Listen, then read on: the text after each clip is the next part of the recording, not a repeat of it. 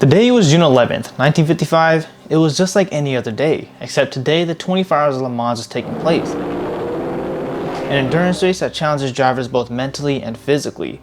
This time around though, it wasn't just any ordinary day. It was a day that racing would change forever. None of the 250,000 crowd suspect the tragedy that lies ahead. There were some very well-known names in this race. You know, Jaguar, Mercedes, Ferrari, and many more iconic brands. These were the latest and greatest machines when it came to speed, handling, and just overall engineering. But an increase in speed may have been just what caused this disaster in the first place. Disaster strikes at 125 miles an hour. Prior to the race, the track was already criticized for its now ancient layout, being nearly 100 years old now, where at the time of construction, cars were only making it to the 60-mile-per-hour mark. But in 1955, the cars were easily reaching speeds of about 170 miles per hour. And knowing that, I'm sure you guys can understand where this is going. Levegh's Mercedes collides and blows up.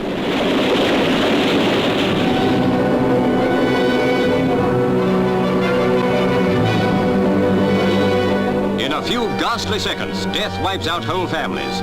Levegh is killed before his wife's eyes, and some 70 spectators with him. Among the bodies, frantic survivors seek their friends. The race was going as expected, but then a seemingly normal pit stop changed racing forever.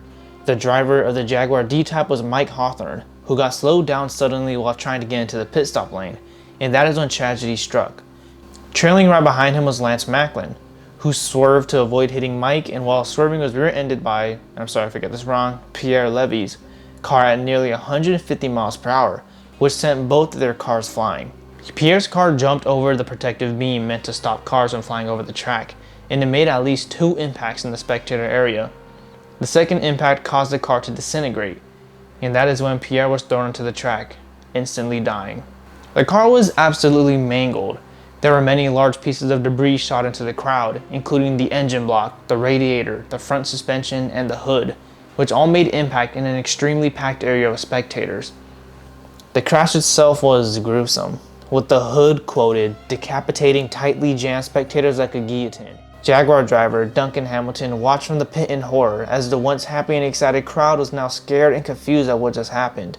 Hamilton recalled, "The scene on the other side of the road was indescribable. The dead and the dying were everywhere.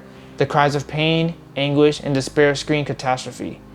I stood as if in a dream, too horrified to even think." The Mercedes was made partly of magnesium alloy, which blazes like a furnace. Lance Macklin's Austin Healey, hit by the doomed car before it crashed, is wrecked, but miraculously Macklin is unhurt. While firemen fight the blaze, the race goes on. Most of the vast crowd know nothing of the tragedy. Track marshals flag down drivers as they pass the Holocaust. Doctors, priests, uninjured survivors do their best. But 79 men, women, and children are dead or dying in the worst disaster in motor racing history. You know, I mean, they weren't kidding about saying this race was the one that changed racing forever. After this race, multiple new safety requirements had to pass. Spectator distances from the track had to pass, things like that. Car safety. New rules deciding whether people can just stomp on the brakes and go into a pit lane. And of course, the track was very, very redesigned. It changed completely. A lot of turns were completely changed. A lot of curves were changed because this ultimately was the track's fault. You can't blame any of the drivers here.